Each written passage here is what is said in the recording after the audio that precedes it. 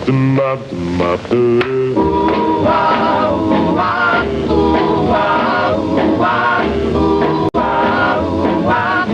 do fools fall in love? Why do fools sing so gay? And lovers are ready to play. Why do they love? Why does the rain wonderful? Why do love? Why do fools? Why do love? Hey, it's Ed Saleks, and the show is Island Hop. We're beginning our 32nd year tonight on the show. Now, let me tell you a little short story. Back in 1956, I used to frequent all of the doo-wop shows. In those days, there were stage shows, and they were held in theaters, and a DJ by the name of Alan Freed put on the shows, and he had 10 to 12 dynamite acts there. In 1956, I went to the Brooklyn Paramount. And that night, headlining the show was Frankie Lymon and the Teenagers. Now, along with that, our guest tonight is Jimmy Merchant, original of Frankie Lymon and the Teenagers. Jimmy, welcome. My pleasure. I'm so glad to have you here. My pleasure. And this is, once again, I'm like a little kid. You know, I get this way because I think back. I was 16 years old. You were barely 20. And you were on the stage singing. Yeah. And I was looking at you like you were some sort of a god. And wow, look at these guys. They're great. Their choreography, their music, the sound, it was like I was in awe. Yes. And it was a good time. I enjoyed that. Yes. I mean, I can remember in the aisles, the kids were dancing, and it was all pure, clean fun. The kids were out there dancing. The kids were enjoying it. The theater was packed for 10 straight days. Alan Freed put on some great, great shows. Jimmy Merchant, tell us all about Jimmy Merchant. How did it all start, Jimmy? Well, it's an amazing thing that I was raised in the Bronx. Right. And at some point in the Bronx, after I did all the things that kids did, building scooters out of roller skates and selling newspapers and getting a paper route, playing marbles, and all of a sudden my buddy and I, we were about maybe 10, 11 years old. You know, we were in church and we were on the basketball team, and I decided to get on a baseball team in the Bronx because my dad wanted me to be a baseball player, so he took me to the Yankee Stadium. God bless him, yeah. Yeah, but he should have taken you to Ebbets Field if he wanted you to be a good ball player. Well, he was a big Yankee fan, and he loved taking the big checker cabs. Right. You know, it was just basically about a 10-minute ride from where I lived. And he would take us to, he would take me to the bleachers and shake hands with Joe DiMaggio and stuff like that, and Phil Rizzuto. And singing was on my mind. When I'm looking at my dad take me to, to see baseball, and he was a bowler. He was actually a bowler too. And he had came out the Army, and I watched him loving music. He played big bands. He played Duke Ellington, Count Basie, Lionel Hampton, and the Duke Ellington bands were a little different. When I started listening, I was a little guy, about 9, 10 years old, and my dad got the Philco record player that you open it up and you stick the big record in. Yeah, then you close it. Yeah. 30. Yeah, it was 78s, right? And I'm listening to the intricate horn parts. it was an oboe, Right. a flute, because Duke Ellington used slick arrangements, but they were classical Right, yeah. jazz. And I'm listening to all the parts, and I started picking out the parts. You don't realize that you have this gift of music in you when you are basically a youngster in love with something that you are drawn to, whatever it is. But in my case, it was music. Then he would get up on the floor and stand in front of me and stand in front of my sisters and my mom and scat. He loved bebop. Yeah. And he would scat to the bebop. And then he would do a little soft shoe, and then my dad, so he loved music. He came out the Army, he was a bowler, and he tried cooking, and he tried, being a tailor, but he loved music. And he didn't realize that music was impressing something that I already had in me, the ability to be able to tune in with my own hearing. I had the gift to hear it. I didn't know it then. But then my mom, she would come in the living room, and after he left and went to work, and she would play, Nat King Cole. She loved Nat King Cole. Billy Eckstine, And Classic names. Classic names, yeah. The classic names. She loved those love songs. And so I would hear that, and then one day she said, I'm going to take you to see Billy Eckstine at the Apollo Theater.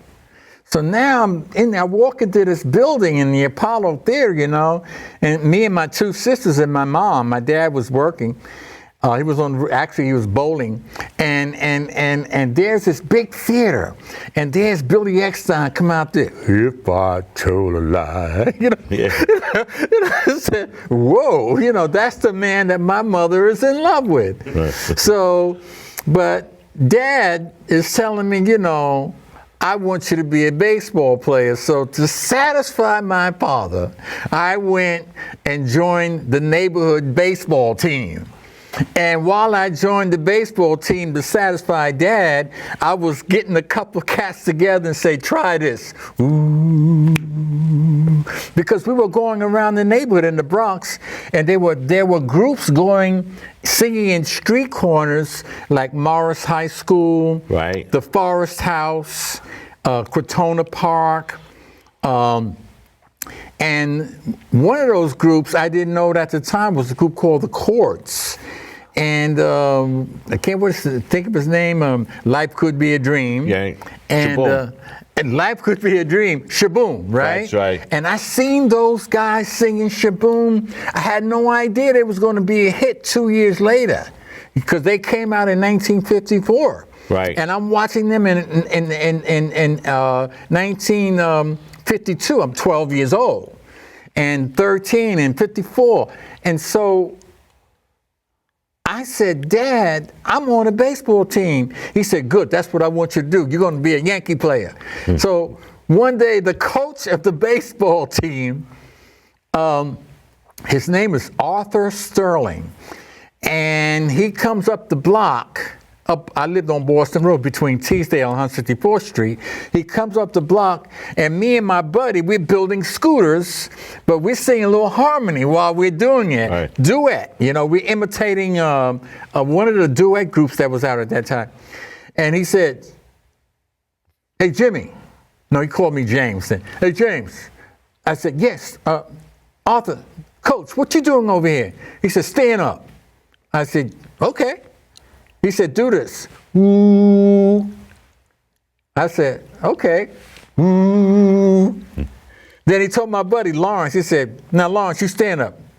Lawrence stood up. Yeah, Coach, do this. Ooh. Lawrence said, ooh. And then he said, now do it together. And then he said, ooh, ooh, ooh, all three parts. And I heard the harmony. Ooh. Ooh, ooh, Lawrence, and him, ooh. I said, oh my God. He said, I'm a vocal group singer. So you see how things can go.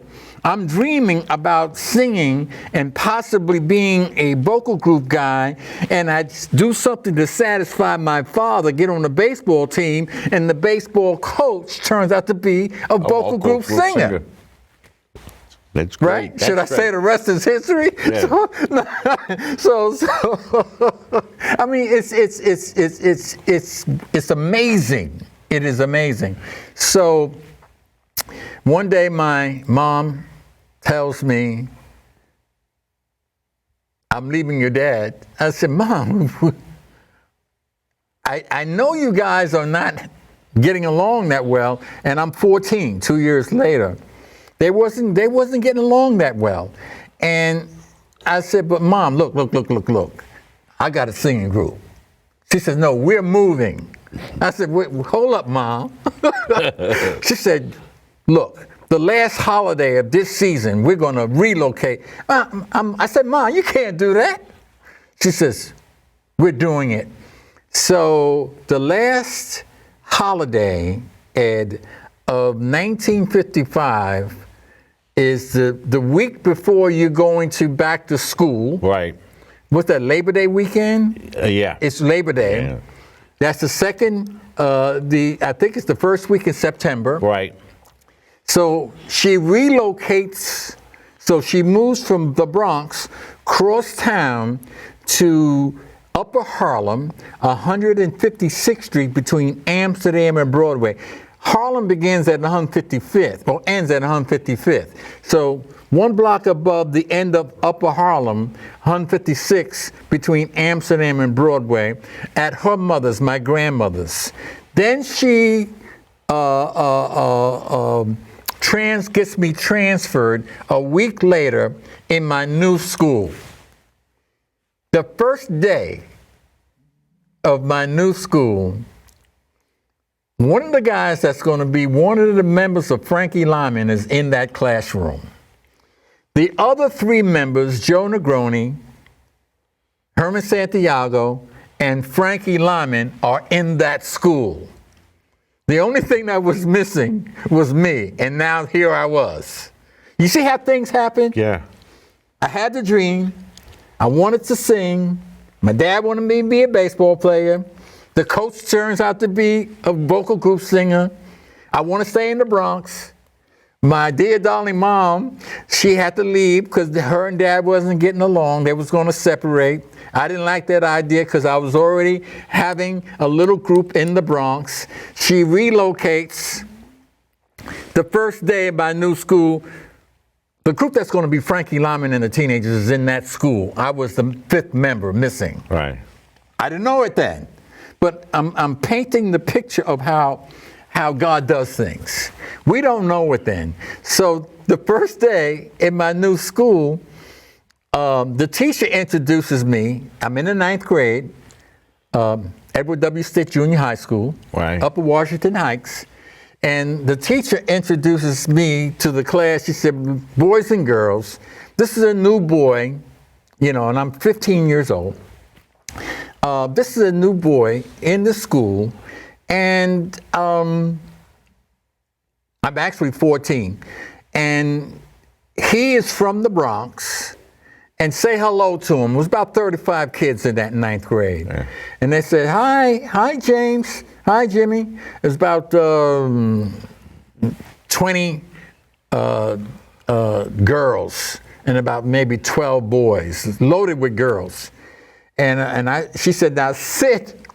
Now she's sitting here, right? Yeah. She says, sit on the right. This is her front room. This is her desk. She sit in the row next to the window. There's a seat there, about the 4th or 5th seat down from the front. So I sit down. She goes back to work, and the bell rings. She said, "Okay, children, we're gonna begin the first week of the 9th grade." And the door opens, and this tall guy walks in. He's 6'2". He goes, "Hey, teacher." Your bass man. Hey, teacher. She said, Sherman Garnes. Everybody in the school knows you, Sherman. And I know you even though this is the first day in my class of the 9th grade, but I know you from the 7th and the 8th grade. You're always late. He goes, okay, teacher. And my name is not teacher. My name is Mrs. Smoller.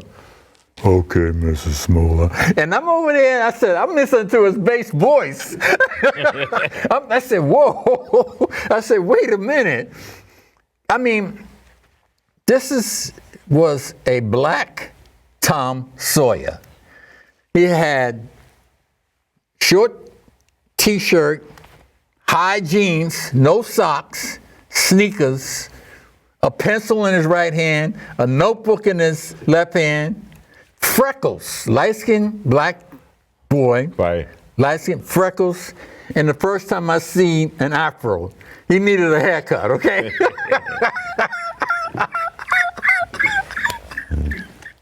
Well, I'm describing this boy, you know, he's 6'3", and he's 15. So she says, now look, Sherman, you're going to sit next to James Merchant, next to the window where you can see your living room and your kitchen across the street in the apartment building, and who knows why you're late every single day. Yeah. Because he lived on the 3rd floor, and we could see from the schoolroom window in the 9th grade into his apartment. And I'm thinking about that bass voice, and she sits him next to me, you know. She said, so you're going to sit next to James Merchant. His name is James. And, oh, by the way, say hello to Sherman Garnes. And everybody said, the girls, hi, Sherman. The cat had a drawer, too. You know, he was good looking, you know, Tom Sawyer look. But the girls fell in love with the guy right away, and that stayed with him. But he sits next to me. Now, the window's right here. The last row's here. This is my row. And the teacher's in the front, and she's writing now. I'm taking notes, and I want to be very careful because I'm going to ask him one question. And I wait, and I say, can you sing bass? He goes like this. Can you play basketball? And that was the beginning of our relationship. So Joe Negroni and Herman Santiago, they were 9th graders. So me and Sherman was in the same 9th grade. Joe Negroni was in the 9th grade, and Herman Santiago. And we didn't hook up at that moment in time because this is September 1954. Right. And I'm still 14, but in September of 1954, a song comes out called Earth Angel. Oh, yeah. The Penguins. The Penguins. Right. And everybody is singing that song. And I'm showing Sherman, him and I become best friends. I would watch him play basketball because he wanted to be a Globetrotter. Right. And he did audition for the Globetrotter team because he was good. He was good. And while he wanted to be a basketball player, I wanted to be a singer. Right. And I would start showing him bass parts. He had an ear, and I would show him how to use his deep voice. So we would sing harmony, 2-part harmony on the subways going back and forth to school. But when Earth Angel came out, we would run across the street and sing with about 8 boys in the park. Oh, wow, oh. And everybody was singing Earth Angel. I mean, it was, you're talking about street corner singing. It was everywhere, in the park, people walking down a block, people walking in neighborhoods, singing duets, trios, 5 or 6 guys, 4 guys. Street corner harmony was already happening, but it was songs like Earth Angel that really made it happen. And of course, when the harp tone Sunday Kind of Love, oh my God. You can't get any better than that. Oh my God. So me and Sherman started a group called the Earth Angels. Another guy was in our class and two other guys. And when we get to the end of 1954, going into 1955, Sherman was telling me that this Spanish guy wanted to sing, it wasn't called doo-wop then, but he wanted to sing this sort of street corner harmony thing that was coming out. Right. And I said, wait a minute, was Spanish guys singing this stuff?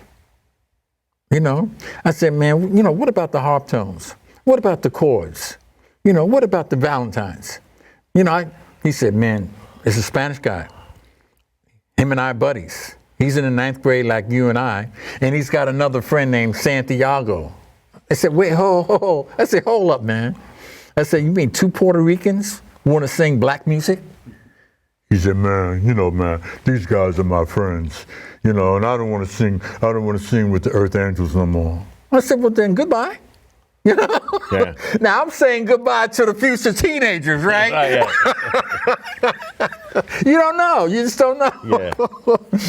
But anyway, the Earth Angels didn't get so far. So when we get into 1955, somewhere in the spring, some March, April, Joe Negroni asked Sherman, I want you to sing with me and Herman, but can you get that guy, Jimmy Merchant?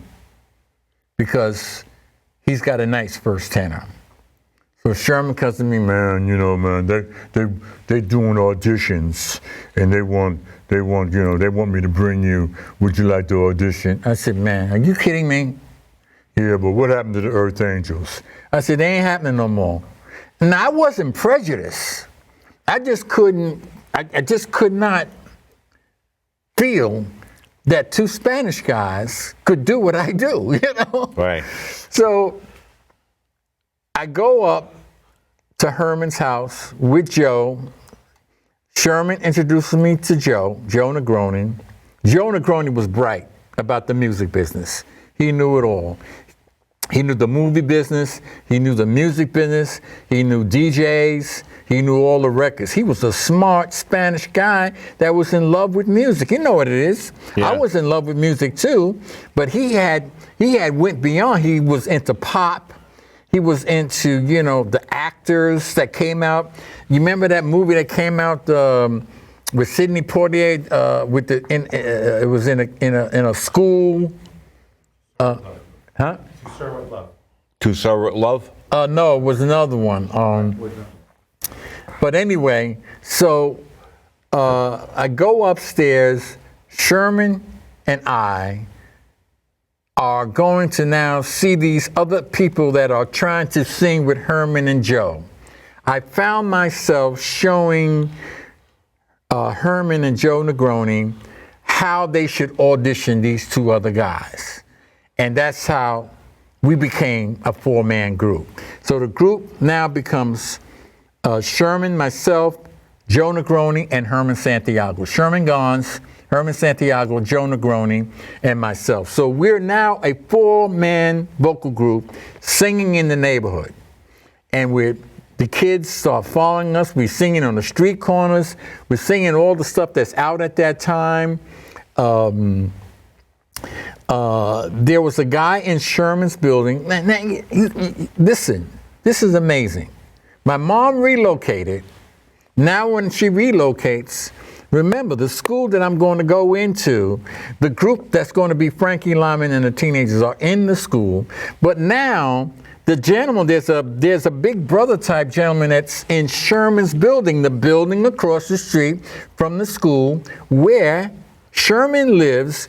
On the first floor, there was a gentleman there, a big brother type cat, and he would watch the four of us singing in the hallway and asked us, you know, I'm going to give you guys something to write some original music because you guys are singing the same stuff over and over again that's on the radio. And what you guys need is your own songs.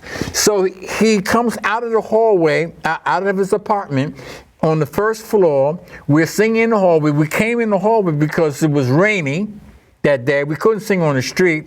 And we would go in the hallways to sing. The echo was there, in the apartment building. Yeah. You know, and it was six floors. And he hands us these letters. And we look at him and laugh. Then what girl likes you, man? You know, that's how we thought. We didn't tell him that because he was a big brother type guy. Right. But when he walked back into his apartment, we laughed. And, you know, we laid, you know, I said, look, let's keep doing what we were doing. I decided to take these little letters home because they had rhymes. They were notes. They were love notes, little love letters, one-pagers, and they rhymed because she would write rhymes in a love note. This lady, I don't know, who knows where he got it from. You'll see that in the book, right? So it's a girl he knew. I took one of them home and came back and decided to write a slow song because one of them had the title on Why Do Birds Sing So Gay? Right. So she was in love, probably with him, and she was complaining about love. Why do birds sing so gay? And why? And the line "Why do fools fall in love" was in there as well. So I said, look, you know what? We're going to make a slow song. So I came up with a slow song with one of those letters, and we were singing it in the hallways for a little while. And then when we came to the end of the 9th grade, that's going to be June of 1955. We were already together from March, April, May, June. We're together 3 months. We decided to do something in the school for young boys, for young people, talent show. You know, in the summertime, schools have a talent show for kids. And Frankie Lymon, he went to the school. He was in the 7th grade. We were at the end of the 9th. We all had gotten promoted, and he had gotten promoted from the 7th. We knew him because his building was right next to the school. Herman's was directly across the street from Frankie's, and Sherman was up the block on the corner, and the school was across the street from Sherman. So everything was compact right there. So Frankie was begging us to be in the group. He would follow us around on the corners and hang out in the background and say, come on, let me sing in the background. Let me sing the lead. I said, cool it. Because he was little, you know. He was a little guy, and we were big guys. We didn't want him, you know, come on, man, give us a break. You know? But he had skills. He came in, he didn't need no help. I didn't have to show him a thing. Frankie, right? Yeah. So we all get hooked up in a talent show, and in August of that year, he's singing with his brothers, and we're singing as a group called we call ourselves the Ermins. And at that point in time, we come together. And here's another thing about how things come together. There's a guy that lives on the corner. He moved into the block. His name is Richard Barrett. The lead singer of the Valentines moved into the block. Remember, my mom, she relocates. Great voice, too. Yeah. The mom relocates. The group is in the school I go to. The guy in the building where Sherman lives gives us these letters. Richard Barrett from the Valentines comes into the block. He works for George Golden at G Records. He discovers us. That was Frankie takes us down to G Records. And Frankie Lymon's in the background. We didn't, you know, he had to first, we would let him sing, but in the background. So now here we are in front of George Goldner at G Records, 220 West 42nd Street. Former Rama Records. Right. Rama and G. And of course, G, right, was out. Remember that one? The Crows. The Crows. That was on George Golden's label, Right. and I think that's why he came up with the G label after the Crows Right. hit record G from Rama. Right. He had the clef tones that he was going to record on G, and now we're auditioning. Richard Barrett takes us down there because Barrett works with George Goldner, and we're auditioning and we're singing the stuff that we were singing on the street. You know, You Painted Picture by the Spaniels, and I want to rock, I want to roll, and there was another song that I wrote. We sang. Now George, no, that didn't happen then. Herman was singing lead. Herman was our lead singer. We're auditioning, and Frankie's in the background singing, and George says, "Hey, you, little guy, step up here a minute." And Frankie said, "Yes, sir, what can I do for you?" Frankie, you know, Frankie was a little man, you know. He worked in the corner grocery store. He worked the cash register. He carried packages. He ran errands for his mother.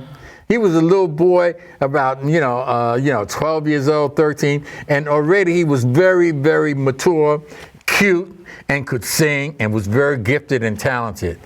And George Goldner says, "You in the background, can you sing?" Frank says, "Yeah, I can do anything. What you want?" He said, "Let's hear you sing something." And the one song that we had him sing was a song that I wrote called "I Want You to Be My Girl." He sang that. He blew George Goldner away. He says, "Okay, Frankie," and he says, Richard Barrett, Richie, I'm going to record them. Bring them back in 2 weeks." And that was it. Frankie at that time became the lead singer. We started working on some songs. Why the Fools Fall in Love was still there. It was still a slow song. And by the time George took us into the recording studio in December of 1955, the first weekend, we were working on, I had already written Please Be Mine and I Want You to Be My Girl, but Why the Fools Fall in Love was still a ballad, and Why the Fools Fall in Love got developed just before going into the studio because Barrett said it should be a fast song. Y'all need a fast song. And even though we had I Want You to Be My Girl, he was saying a fast song was it. And so that first weekend, we went home by cab at 1 a.m. in the morning on a Saturday morning. And that was the first weekend. And at the end of the month, Why the Fools Fall in Love was released. We went to school. The first week of January 1956. Kids was already singing Why the Fools Fall in Love, changing classes. Changing classes. I mean, I'm changing classes the first day of school, January 2nd, 1956. Little white girl, you know, the crinolines. Right, yeah. What they call the poodle skirts. The poodle skirts, yeah. The bobby socks, right. and the what do they call those little shoes with the white and brown on the side? Oh, the saddle shoes, I think. Yeah, like Bucks. Yeah. Something like that. And she said, "Tell me why." And I said, "Oh, wait a minute. You know, I'm changing classes." She was in my class. And I said, I ran over to her. She said, "What do you want? What do you want?" We're on our way with changing classes. And I said, "Where did you hear that?" She said, "What do you mean, where did I hear that? What are you, crazy? It's everywhere. It's on every radio station. It just came out yesterday, day before yesterday." I said, "Well, who are they?" She says, "It's 5 white girls." And the name of the song is Why the Fools Fall in Love. I said, uh-oh. That's how that thing happened. Yeah. It's amazing. Yeah. I mean, I remember seeing you guys on Ed Sullivan show. He was like, he was 13 going on 25, Frankie Lymon. He's like a little gentleman there, as amazing. Yeah. And at the Brooklyn Paramount, you guys came out. I know. You were so mature ahead of your time when you got out there singing. And the thing that amazed me, your choreography was so perfect. So perfect. I mean, and that was a big thing. The group come on stage. You didn't just sing. You had to have your feet moving in the same direction. Yeah. You know, all 5 years. And that meant, very impressive, especially to the young guys. Yes. Oh my. Yeah. And the Cadillacs was on one of the shows. The first show we did in Hartford, Connecticut, in February 1956, and I saw the Cadillacs doing that thing, doing that turn. Speedo was amazing. Oh, the choreography, and they had style, and they started showing us some steps, and they steered us into their choreographer, Mr. Charlie Atkins. You remember him, right? Yes. From Coles and Atkins. Yeah, exactly. The duet singers. Right. The duet. But of course, Charlie Atkins became the choreographer for a lot of people, including the Temptations. But we saw the Cadillacs, and they turned us on to Charlie Atkins, and that our stage presentation got sharp. And the thing that was so exciting was going on tours. We went on 70 to 90 day one-nighter tours in 1956. Right. 3. Between 70 and 90 one-nighters. Every night you're in a different city or state. Or you might cover 3 or 4 cities in the same state. It was amazing, but the most amazing thing that Frankie Lymon and the Teenagers started was teen vocal groups. Right. Vocal groups, teenage vocal groups. Before 1956,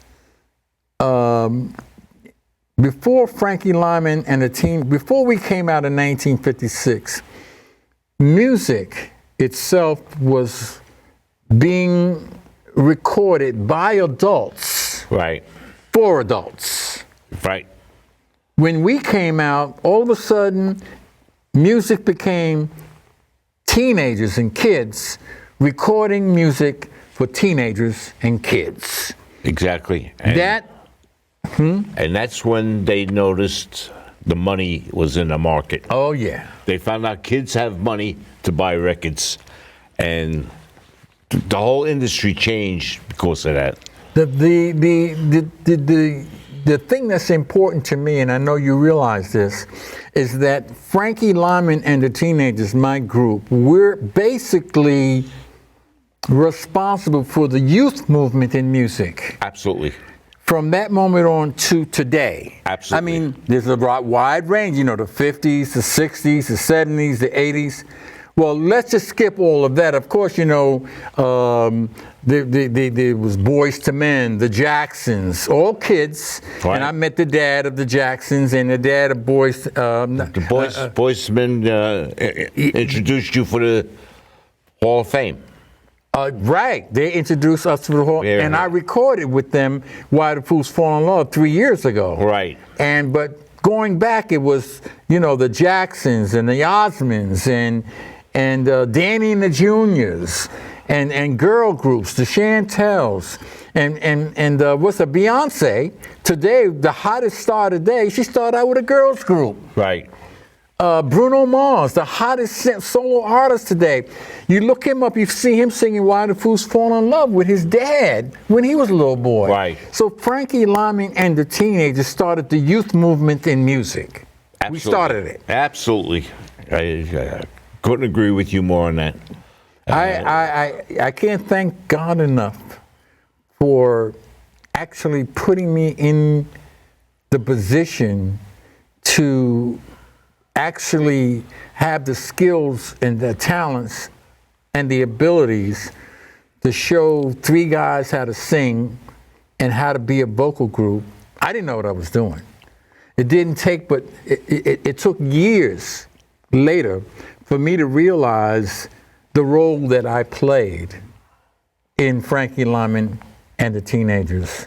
Very important role, because you help form and meld together 4 guys from being independent singers to a group.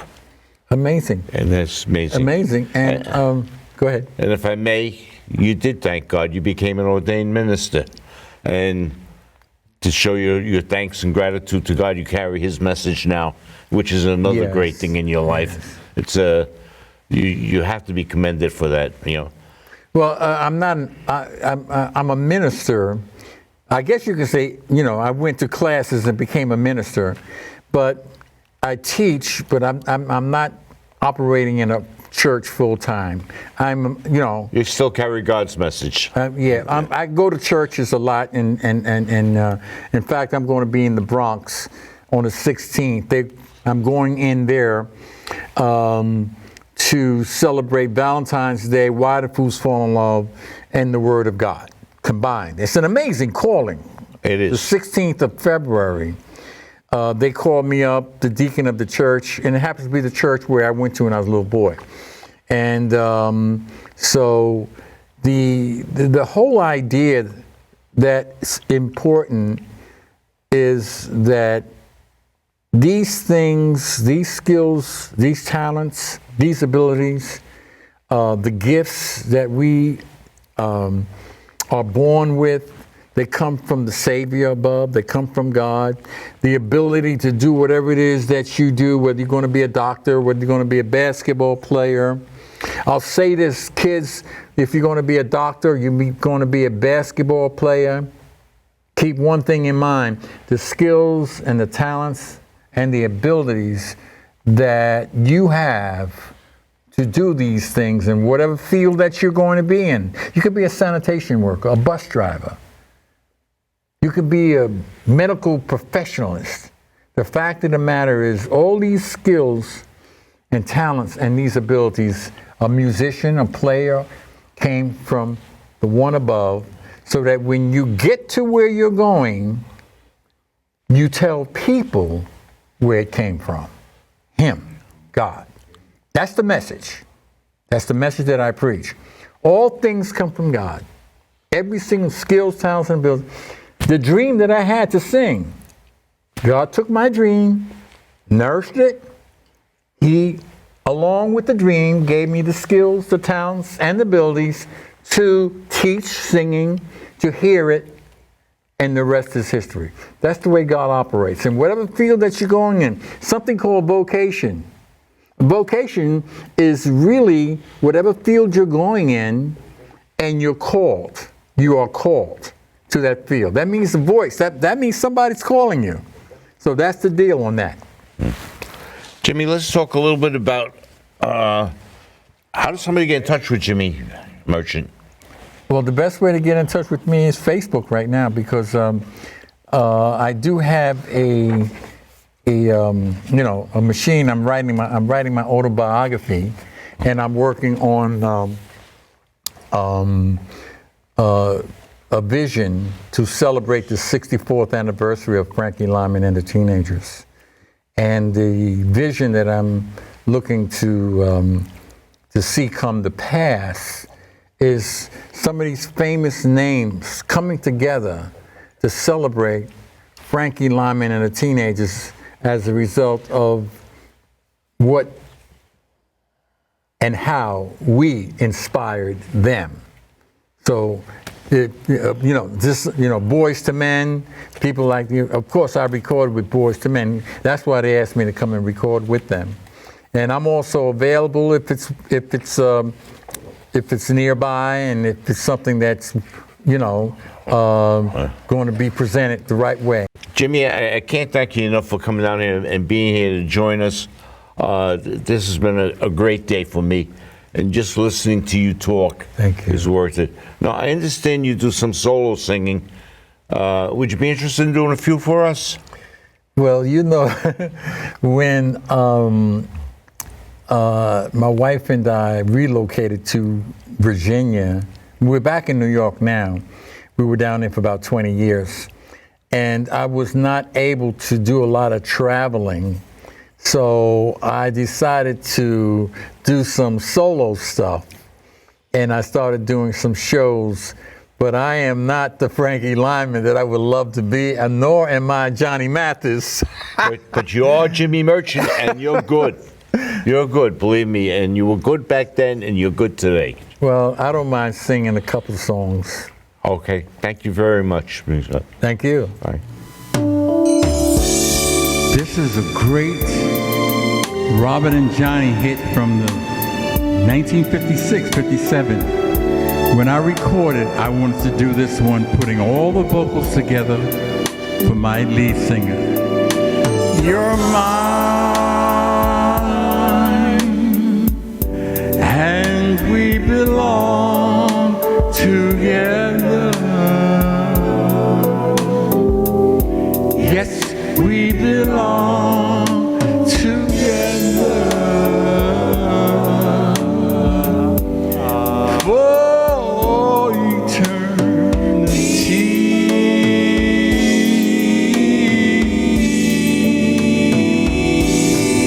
You're mine. Your kiss belongs to me. Yes, it belongs to only me. For eternity.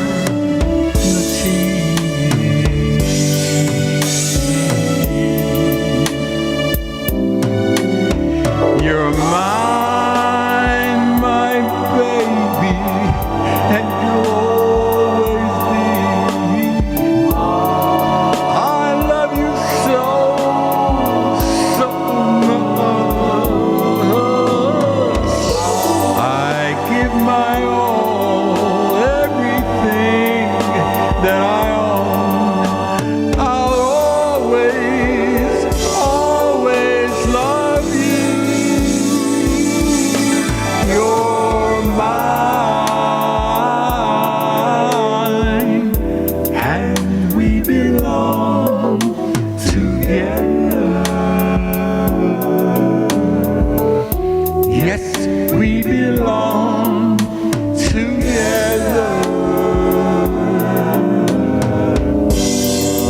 For eternity.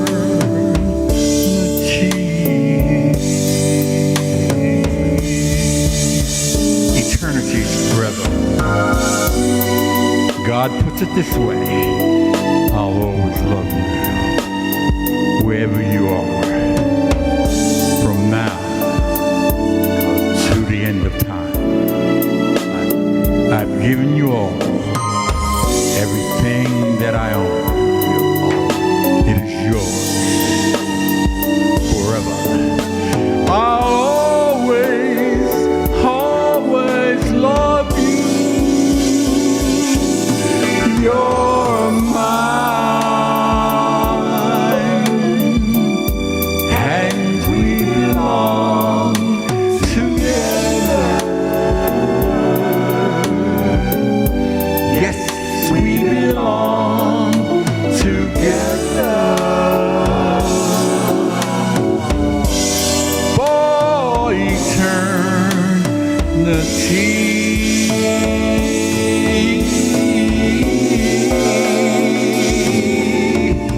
You're mine. You're mine. You're mine.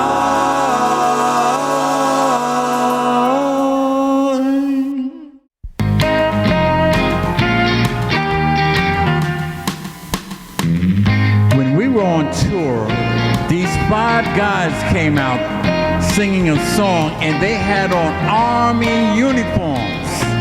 I'd like to dedicate this to the Army, the military. Dum dum dum dum dum dum dum dum dum dum dum dum dum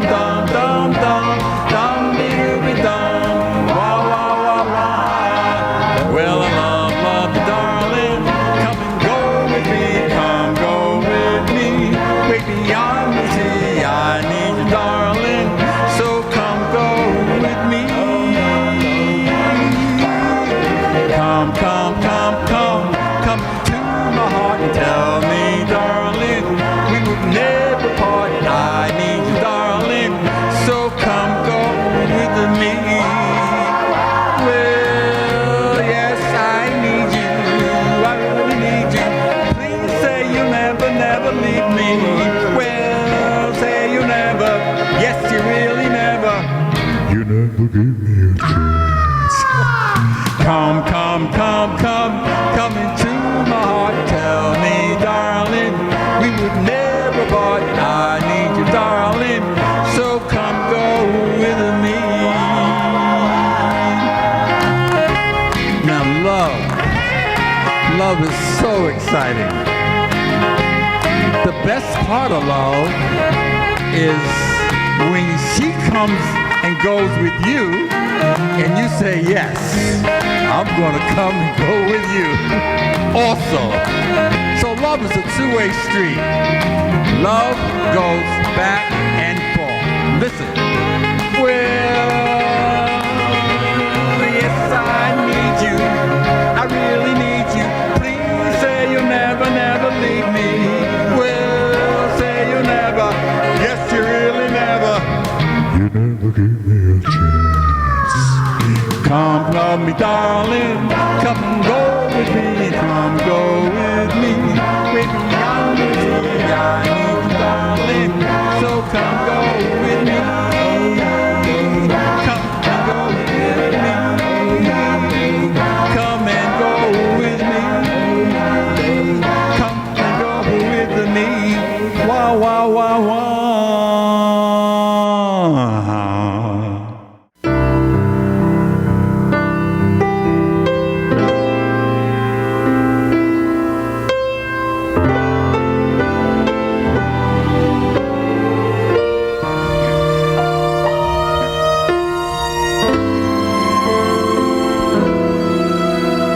If the ship of your life is tossing on a sea of strife, you need someone. If you feel so alone and your house is not a home, you need someone.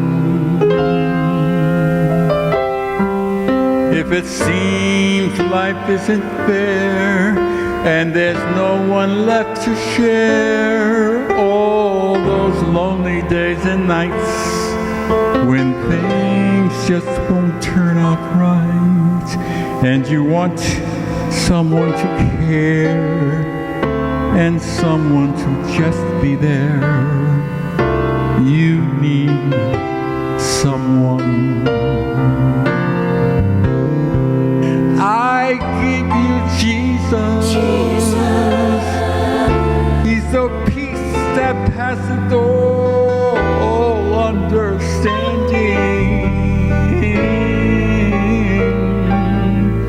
I give you Jesus. He's the perfect love that casteth out all fear.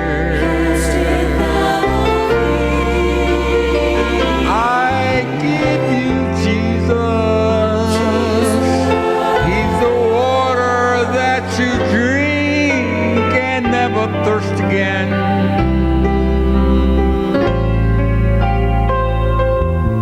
I give you Jesus,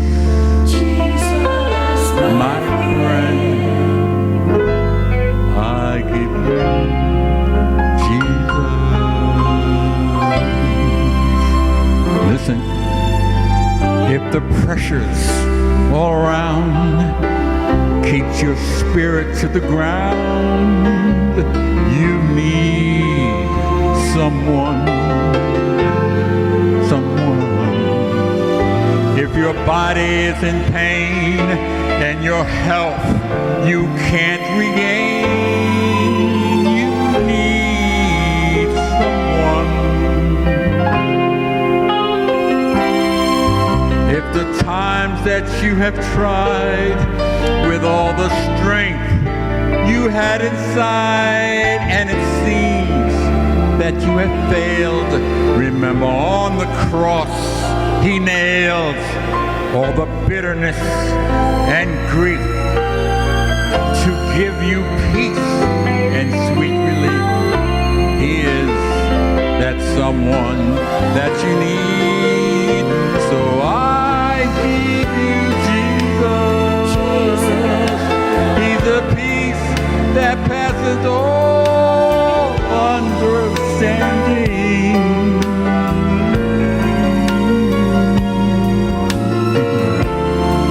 I give you Jesus. He's the perfect love that casteth out all fear.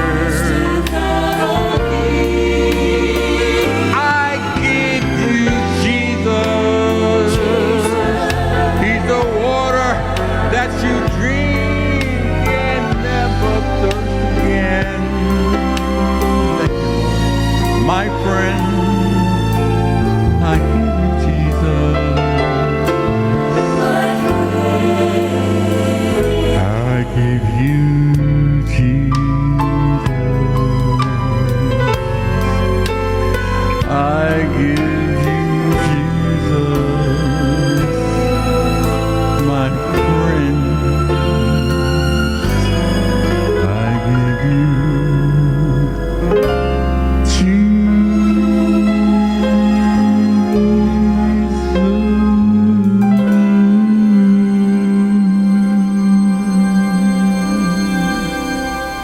Thank you, Lord.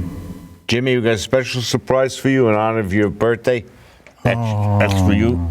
Happy birthday.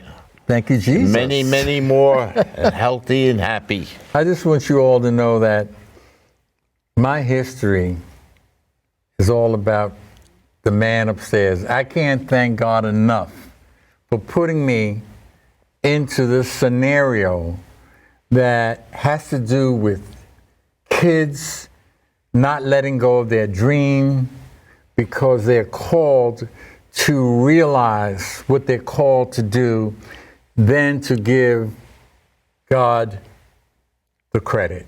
In fact, history is his story. Amen. Jimmy, I can't thank you enough for coming down here and being here to join us. This has been a great day for me. And just listening to you talk is worth it. And I'd like to say goodnight to everyone. Before I do that, I have a wonderful crew here. They bend over backwards and do everything that needs to be done, and they make it as perfect as possible. Rosemary, the director, does a great job, as always. Roman, Mike, Roman on audio, Mike on camera. You guys are great. Thank you so much. You keep watching Island Hop. 32 years and counting. We love you. Why does the rain fall from above? Why